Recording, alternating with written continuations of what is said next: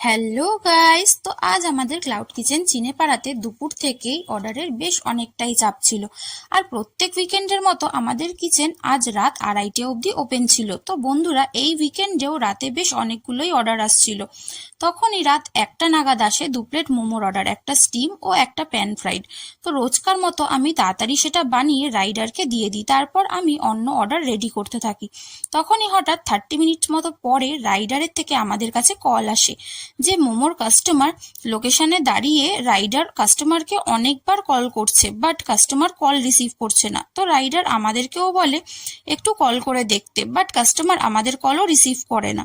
তারপর অনেকক্ষণ অপেক্ষা করার পর রাইডার অর্ডারটা বাধ্য হয়ে ক্যান্সেল করে দেয়। আমাদের খাবারের পুরো টাকাটা তো জোম্যাটোর থেকে রিফান্ড পেয়ে যাই, বাট রাইডারের জন্য একটু খারাপই লাগছিল। অত রাতে তাকে কারোর ভুলের জন্য 30 মিনিটসেরও বেশি টাইম ওয়েট করতে হলো। কিছু কাস্টমাররা এরকম কেন করে তা কে জানে।